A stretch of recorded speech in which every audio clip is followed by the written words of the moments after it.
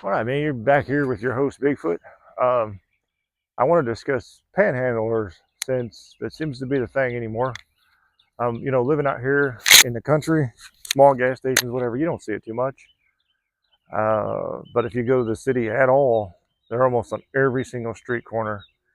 And I want to say it was probably, and I don't know if it's a state law that says they're allowed to do it or federal law. I'm not clear on.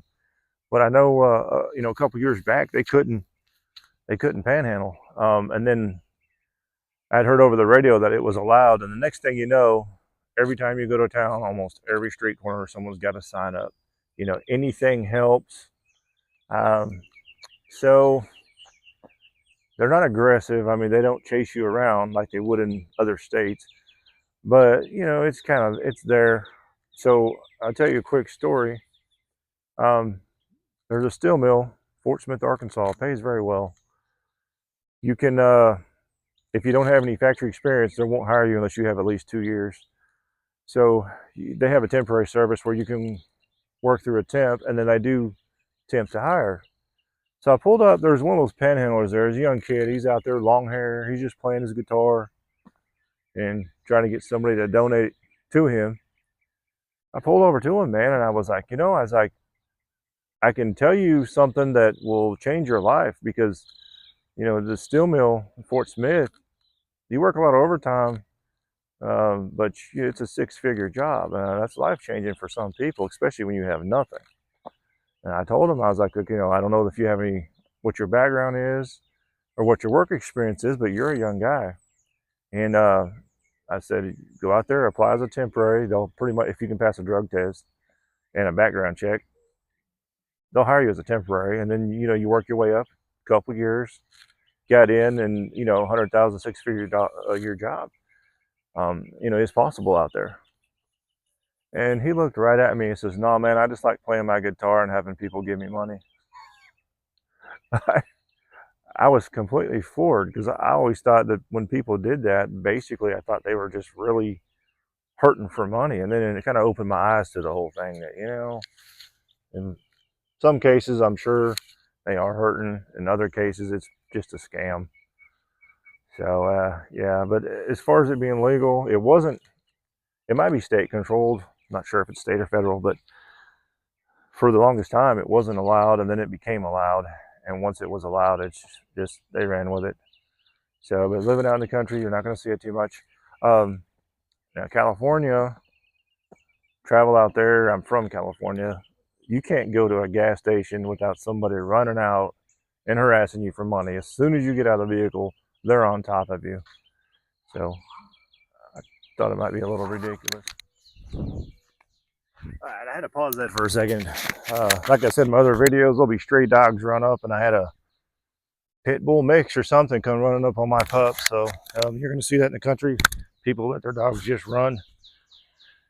Getting back to the California thing, though, I travel a lot out west, because I have family out there, and not so much in the eastern United States. So I don't really know a whole lot. I just don't have a way to go there. I've always wanted to go to the east side. And I'm talking about from the Oklahoma, Arkansas, headed east that way. Haven't been that way too much, but everything west, it's pretty regular. So getting back to getting harassed at the gas stations, when you go out to California, as soon as you get out of the vehicle, you're getting hit. I mean, they're just, doesn't matter. Coming out from every which direction. Best thing that I found to do, a little tip for you: pick up your cell phone, put it up to your ear like you're talking on it when you get out of the vehicle, and you'll see them come up to you, and then they'll kind of stand there for a minute, and then they'll just walk off. So, little quick tip: I have my wife, my kids, at the time, my kids, doing that anytime we travel like that, because I know as soon as you get out, you're going to get hit. Um, Here, they don't do that so much. Oklahoma, Arkansas, um, they're not near as aggressive. But man, you want to talk about aggressive now? I got a story for you.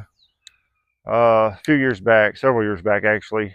If you know anything about the Dodger Stadium, it's not just about baseball. They rent that stadium out to whatever, concerts, church, whatever you got. And they decided one year to rent it out to us. So we had a big church organization go in there, and we were all dressed proper: suits, ties, slacks, you name it. Spent the day.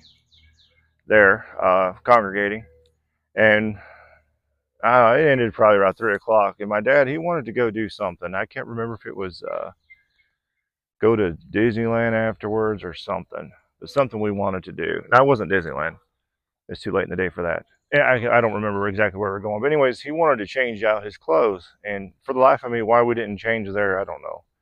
But we leave Dodger Stadium and we head out somewhere, one of the gas stations close by. We go inside the stall, and there's 2 stalls, and there's 2 urinals, and there's 2 Mexican guys standing at the urinals. And me and my dad go into the stalls. And as soon as we go to change, my pants no sooner hit the floor, and a hand comes up from underneath the stall and grabs a hold of them and pulls them. And I'm sitting there in shock, just looking like I can't believe what happened. And they did the same thing to my father. As soon as his pants hit the floor, that arm came in there and pulled him underneath the underneath the stall. Luckily, I didn't have my wallet with me. My dad had his wallet sitting on the back of the toilet, and then he dropped his pants. I think that's what they were after. So it just blew my mind. They stole our pants, but you know, we had brought clothes to change in, so it wasn't like we were going to walk out there in our boxers. But at the same time, yeah, they didn't see that one coming at all. So as soon as we got out the stall, we saw them running down the field, and there was actually a whole group of them. Don't know. So yeah, that's pretty wild. I got a story too. This is for adults, so if you got any kids, this ain't for them. A little explicit, but it's a true story and it happened to me. So if you got kids, pause it or watch it another day when they're not there. So I'm warning you. So I'm driving in my truck. I go up to a stop sign, and I see a woman standing there on the corner. I don't think anything about it. So I go up to the stop sign and I start to go, and I hear my door open, my passenger side door. Why the truck wasn't locked, I don't know, because it has the automatic locks. I think the devil was probably tempting, doing something. I don't know. But so the door opens up, and this woman jumps in the truck, and she says, can you take me down to the corner gas station down there? And I'm just kind of looking at her. And I mean, it's, I don't know, 8 blocks or something down the road. You can see it down there. And I was like, okay, you know, I didn't know what to say. She was pretty rough looking too. I always compared her to the Crypt Keeper. If you ever watch Tales from the Crypt, and they've got the Crypt Keeper, she was pretty close to that, pretty rough. So I start to go, and she says, "Do you want to see my broken heart?" And I was like, "What?" And she throws her legs up on the dash, open, and it's got a cat shaved in the shape of a heart, and it looked like a broken heart. Horrible, horrible. This image is burned in my brain. I cannot get it out.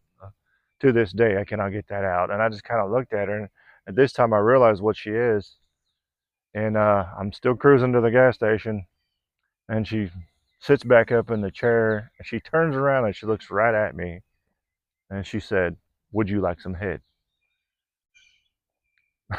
It's never happened to me before. And the only thing I could come up with, I looked straight at her and said, "No, I'm trying to cut back." So I go to the gas station, I drop her off, she's gone, and I'm more embarrassed for my statement saying I'm trying to cut back. Like that's just something that just happens all the time, and I'm just trying to cut it off because I couldn't believe I even said that. And I was actually, and the look she gave me was like, "What?" So, I don't know. So that was in California. Oklahoma, Arkansas. I'm sure it's probably here, but you don't see it. Maybe in cities or something. I'm sure it probably does go on, but you don't see it out here. That's never happened to me again since then. Uh, that was an experience that I just never really got over. That kind of scarred me a little bit, you know. I didn't see that one coming, like at all. So, anyways, I thought I'd just bring that up. I was driving to town today, fill up my truck, and I saw panhandlers out there, and I thought, you know, that'd probably be a little quick video. So they're not aggressive really out here. They leave you alone. You're going to see signs up when you travel into town. Out in the country, and kick back. You can do what you want. No one's gonna mess with you. So there's that. So, anyways, I'll post some more videos. Thanks for watching this one. Hope it wasn't too explicit for you. I tried not to throw that out there too much. So, anyways, thank you.